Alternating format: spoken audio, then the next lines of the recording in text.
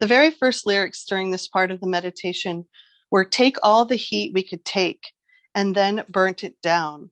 The kids are not all right. None of us are right. I'm tired, but I won't sleep tonight because I still feel alive.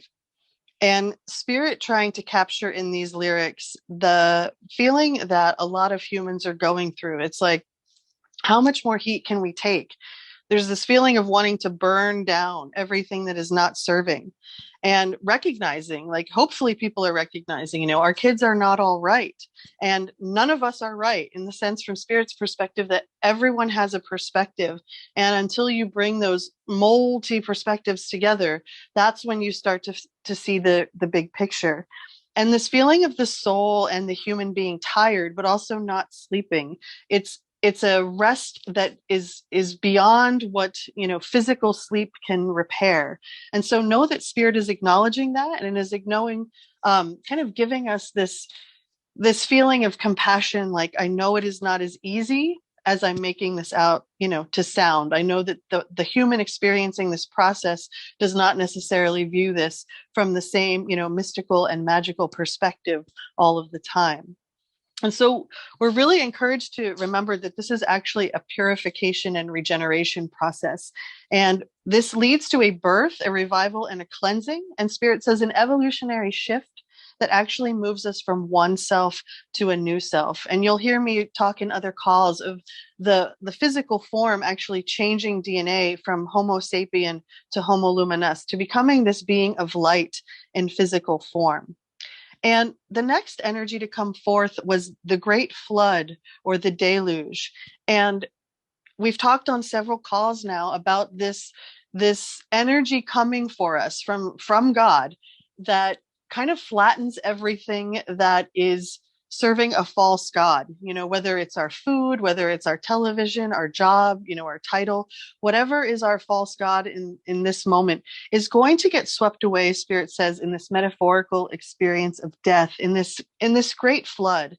It's the end of titles and nobilities. And we talked on last call, it's the great leveling. So there's no one who's going to be perceived to be above another within this frequency, because when you are faced with death, and here Spirit is saying it's a near-death experience, a metaphorical experience, but it's going to feel like death is right in front of your face. And when you are experiencing that, you're not a Mr. or a king, you have none of those things. It's just you and God. And so from this experience of death, new life will be revealed. And we're encouraged to be like water, and that water is without boundaries, but as soon as the form separates itself from the water, it falls into the laws of time and space and acquires limitations.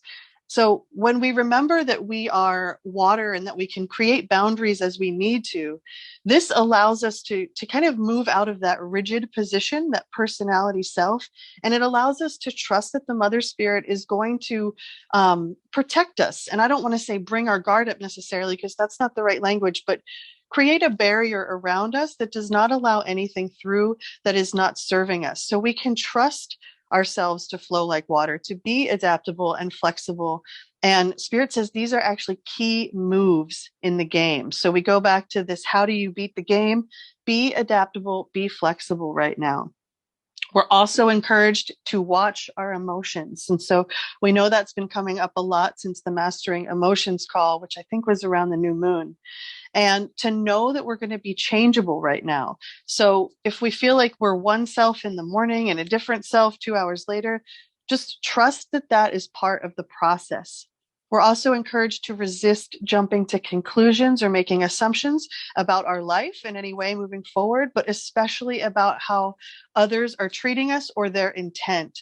So this is once again going back to being very clear in how we are communicating ourselves directly, but also with others, because assuming someone's intent right now, Spirit said, can be very, very dangerous in these frequencies.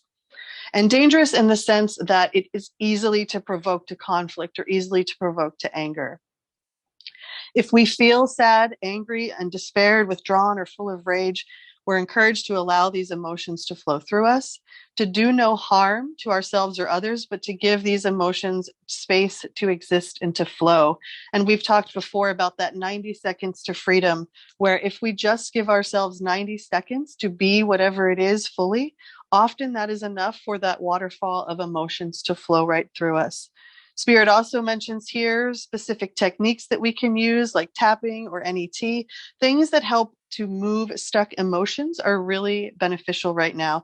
And Spirit will always guide us to the technique or the practitioner that is most beneficial to us.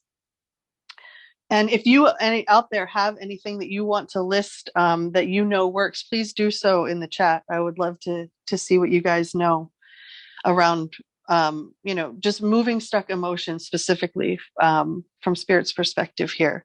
So within this mastery, we are also going to be riding waves of opportunities. A new earth is forming beneath our feet. And we're to remember that this is a person-to-person economy. So this is not going to be the government, supporting you or it coming from an outside structure. This is going to be a fifth dimensional construct where we are creating with one another, person to person. Hoarding will lead to suffering. Spirit wants us to know that. So right now there is a narrative being created that wants the mind to believe that we are in a wartime, that it's necessary for us to protect ourselves and hoard things. And Spirit said that's exactly the experiment. That's exactly what they need you to believe in order for their narrative to continue. So when we trust that abundance is always available to us, when we are existing within the awareness of weave, we are the remedy to that frequency. And it's also allowing our ego to be trained to let go and to begin to move into the natural flow of life, as reality as we knew it no longer exists. And Spirit really wanted me to repeat that. Reality as we knew it no longer exists. So any mental plans forward of who we think we are or what we think we're doing, Spirit says that's all they are. That's their mental plans.